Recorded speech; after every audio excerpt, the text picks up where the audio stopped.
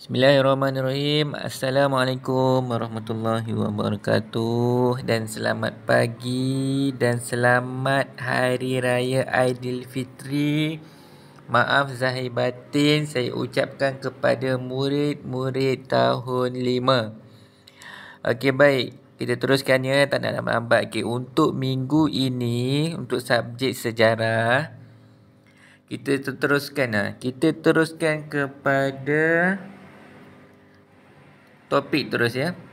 Okey, topik untuk minggu ni masih lagi dalam topik yang sama macam sebelum kita hari raya itu, iaitu tajuk dia bangkit berjuang maafkan saya. Bangkit berjuang penjajah ditentang. Okey. Topik ni nak menceritakan mengenai bagaimana pejuang-pejuang kita di Malaysia berjuang menentang penjajah. Okey. Kita pergi terus kepada individu yang seterusnya, iaitu pejuang yang seterusnya, iaitu Yam Tuan Antah. Okey, yang sebelum ni last hari tu kita belajar Datuk Maharaja Lela, betul. Okey. Untuk hari ni kita sambung Yam Tuan Antah. Yam Tuan Antah, nama sebenar Yam Tuan Antah adalah Tunku Antah Raja Radin. Beliau merupakan anak Yam Tuan Besar Negeri Sembilan. Ini nama sebenar dia. Biasa nama orang panggil kat sana Yam Tuan Antah saja. Tapi nama sebenar dia adalah Tunku Antah Raja Radin. Dia adalah Yam Tuan Besar Negeri Sembilan. Apa itu Yam Tuan Besar? Yam Tuan Besar ni ataupun dengan kata nama lain kita boleh panggil sebagai Yang di-Pertuan Besar, iaitu ketua bagi pemerintah sebuah negeri. Dekat Negeri Sembilan dialah ketua dia. Dia ni ibarat menteri besar. Ibarat dia begitu. Okey, baik. Kita tengok cerita dia, sebab penentangan dengan peristiwa dia macam mana. Okey, seperti mana yang kita tahu, negeri Malaysia ni dulu dijajah oleh kuasa asing, oleh orang asing. Okey, tengok dekat Negeri Sembilan ni dia dijajah oleh British. Kita tengok sebab penentangan dia. Okey, Yam Tuan Antah menentang British kerana mencampuri urusan pentadbiran di Sungai Ujong. Nampak, ini taktik British dia nak rampas Malaysia, nak rampas tanah Melayu. Dia masuk secara halus. Dia masuk campur dalam urusan pentadbiran di negeri-negeri. Nampak taktik dia. Dia masuk urusan pentadbiran. Yang seterusnya, British menyokong Datuk Kelana yang mendakwa Teraci adalah wilayah dia. Dia sokong Datuk Kelana. Mungkin masa tu ada setengah-setengah orang yang berjawatan tu mudah dipengaruhi. Nampak? Jadi British nak cuba mempengaruhi orang tu. Orang tu kat sini adalah Datuk Kelana. Okay, dia sokong Datuk Kelana. Datuk Kelana kata Teraci ada wilayah dia.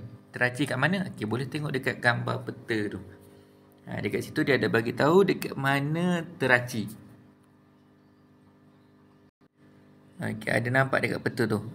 Situ adalah wilayah Teraci. Okay.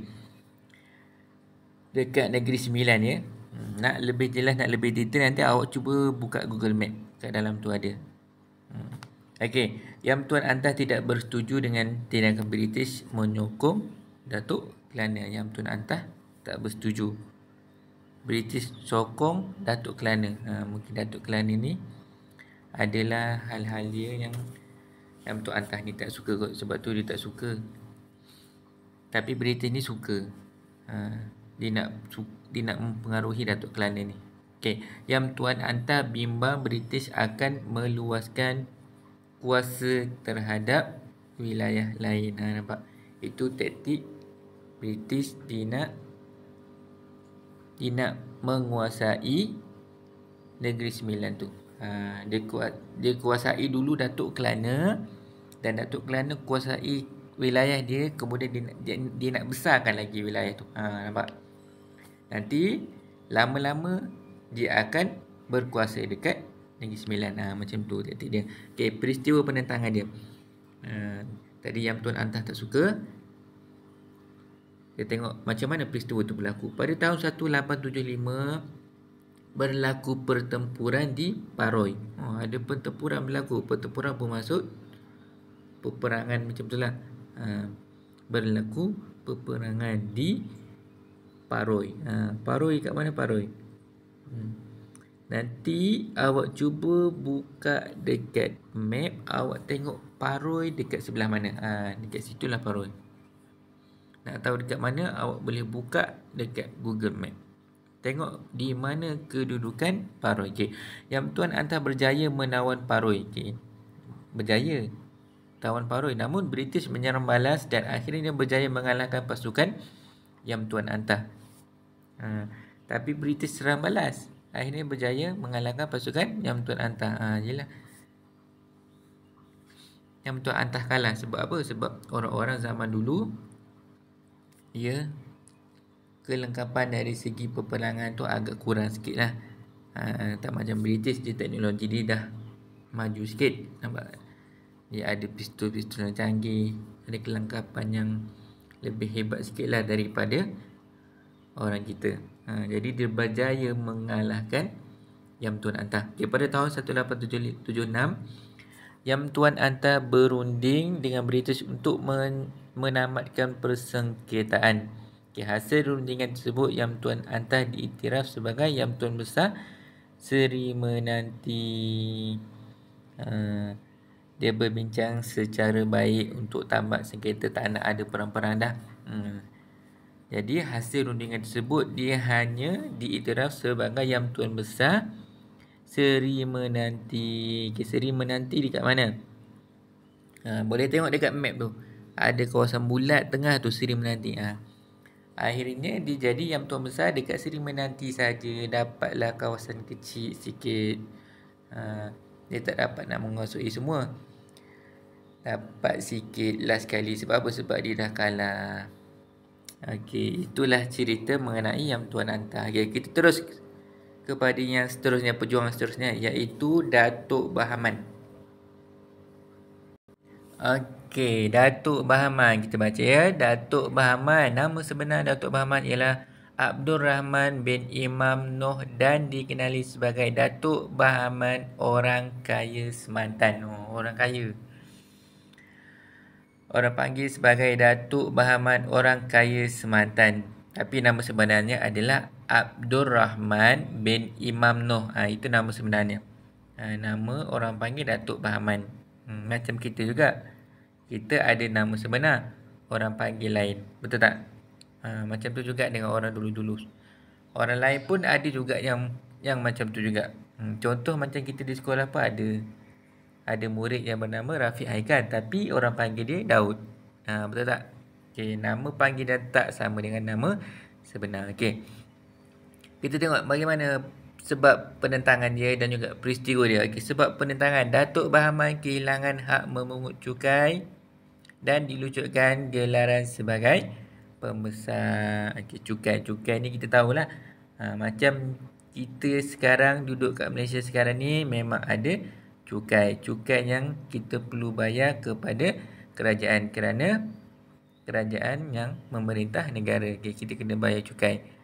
Jadi Datuk Bahaman ni bertugas sebagai pembesar dan dia memungut cukai. Jadi dia sebab menentang tu, dia dah kehilangan hak untuk memungut cukai. Jadi dia tak puas hati. Datuk Bahaman menentang pembinaan bala polis di Lubuk Turwa yang merupakan kawasan pengaruhnya. Datuk Bahaman ni adalah pejuang di negeri Pahang ya. Okay. Pejuang di negeri Pahang. Negeri yang kita duduk sekarang ni. Datuk Bahaman menentang pembinaan balai polis di Lubuk Turwa yang merupakan kawasan pengaruhnya. Kawasan yang dia pegang tu adalah di Lubuk Turwa. Kawasan yang dia pungut cukai tu di Lubuk Turwa. Kita tengok kat mana Lubuk Turwa. Okey, saya bisa kasih gambar. Area-area dekat dengan Temeloh tu, dekat Sungai Semantan. Area situ adalah Lubuk Turwa. Okey.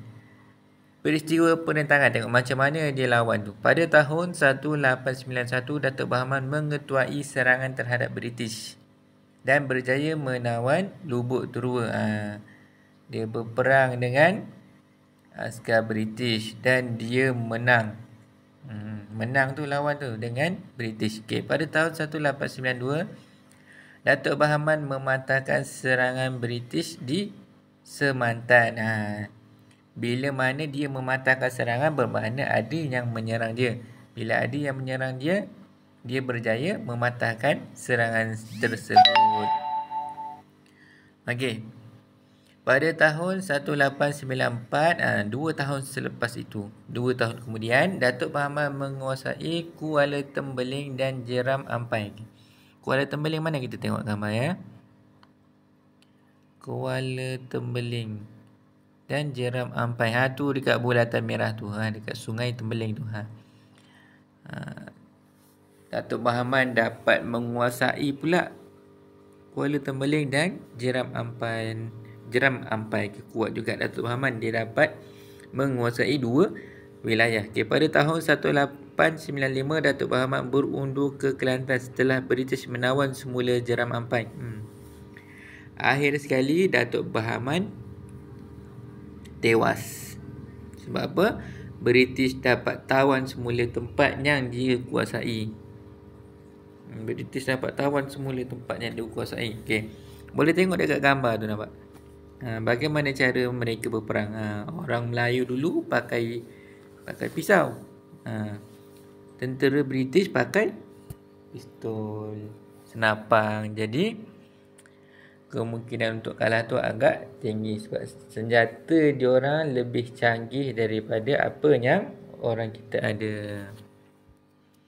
Okey, begitulah peristiwa tentang pejuang kita, iaitu Yang Tuan Antah di Negeri Sembilan dan juga Datuk Bahaman.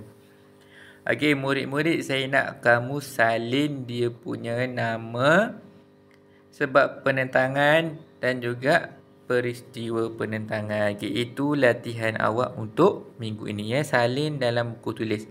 Sekiranya tak ada buku tulis, awak semua boleh tulis dalam kertas. Bila dah ada buku nanti, saya nak kamu tampal ya. Okey, baik. Sekian, wabillahi taufiq wa hidayah. Wassalamualaikum warahmatullahi wabarakatuh.